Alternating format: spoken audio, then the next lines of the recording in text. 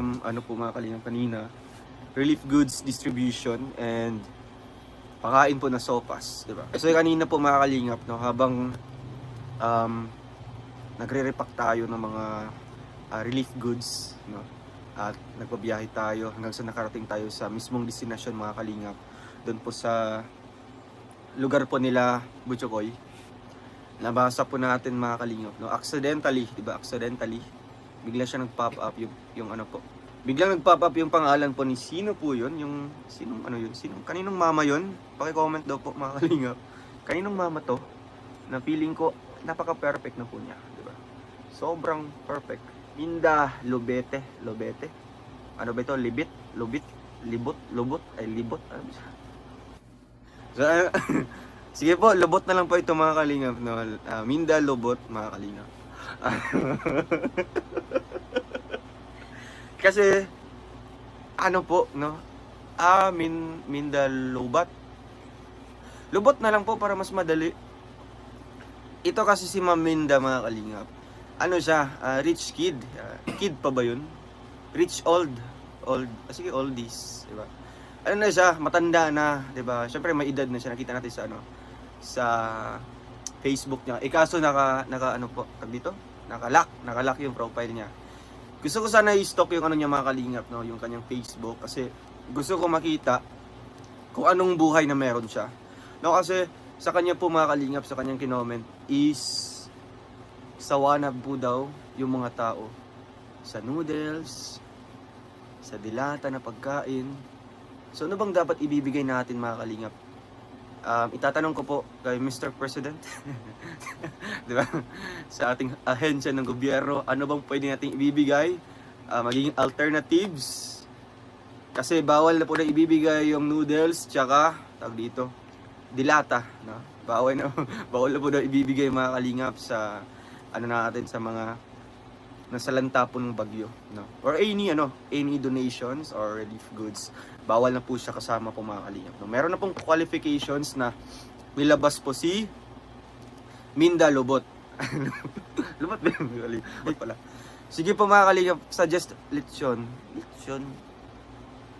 So kailangan pa mag-order tayo kay paring Eric ng lechon para ibibigay dito sa mga sa mga nasalanta po ng bagyo.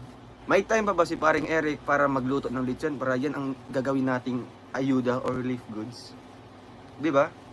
Isip-isip din tayo pag may time. Gamitin natin ito. Wag yung talampakan. Ginagamit kasi yung ano, di ba? Binigyan nga tayo ng utak na nasa taas kasi ito yung una nating gagamitin, di ba? Maminda. Kinuha mo yung attention ko, ah. Diba? Kalma lang, Dodong Ruel. Ako ang bahala dyan. Ako ang sasagot dyan kay Ate Basher na nilalait ang ating pinamimigay na mga gelata, mga noodles. Ate, bakit naman ganun? Hindi ka ba masaya na kahit papano may naitutulong tayo sa ating mga kababayan na nasasalanta ng bagyo? Why you are so bitter? Why? Hindi mo ba alam na yung mga ayuda na ipinamimigay ni Dodong Ruel ay may kinalaman sa akin? Hindi mo alam na ako ang sponsor ng mga yan. But don't get me wrong.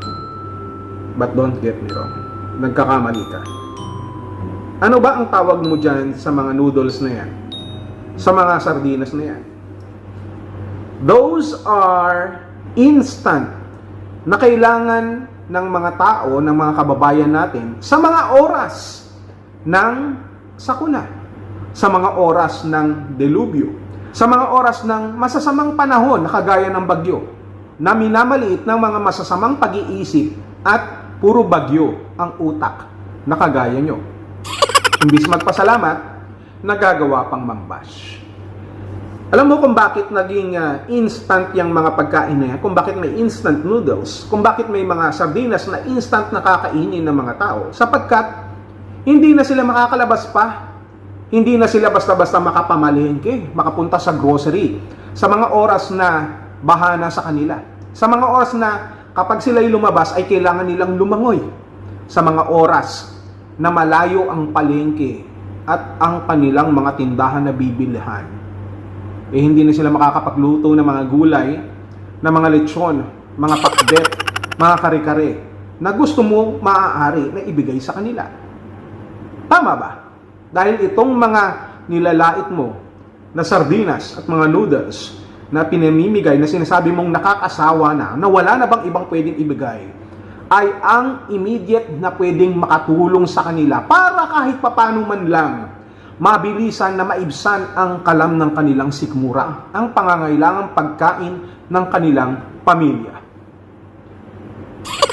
Well, wag mo masyadong maliitin yun sapagkat kung hindi mo alam yung mga pagkain na yan, bagamat noodles at sardinas, hindi mo alam na nagbigay pa ako dyan sa GCash, no? Hindi lang kay Dodong Roel, sa lahat ng kalingap, tag 10 million sa GCash. Ano ba dahil sa mga binigay ko na yon?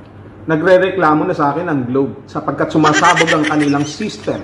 Kaya kung mapapansin ninyo, madalas magloko ang GCash dahil ako ang nagpapadala ng milyon-milyon sa mga GCash na mga taong gusto kong tulungan. Gusto mo, tulungan pa kita eh.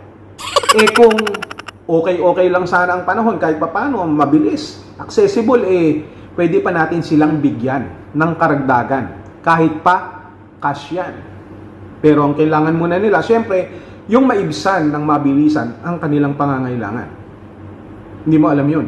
Tapos lalaitin mo si Dodong Roel dahil dun sa mga pinamigay. At marami pa ang naninisi.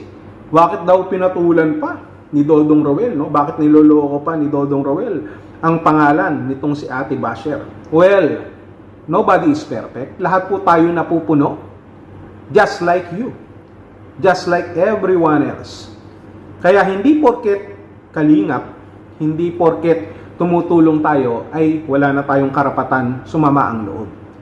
Hayaan nyo naman na minsan na kumibo kami. Hayaan nyo naman minsan na sila Kuya Bal, sila Kalingap Rab, sila Dodong Roel ay ipagtanggol ang kanilang sarili. Sapagkat kung hindi sila kikibo at kayo na lang lagi ang masusunod at magsasalita, eh kawawa naman sila. Maniniwala yung mga nakakapanood na totoo nga ang inyong mga sinasabi. Pero hindi sa lahat ng oras sapagkat kahit hindi kumibo sila Dodong Roel, kami ang sasagot para sa inyo. Entiendes? Kaya wag mong laitin yung sardinas at mga noodles na pinamimigay sa ating mga kababayan. And in fact, tomorrow, magwi-withdraw ulit ako ng daang-daang milyon para bumili ng mas maraming sardinas at noodles.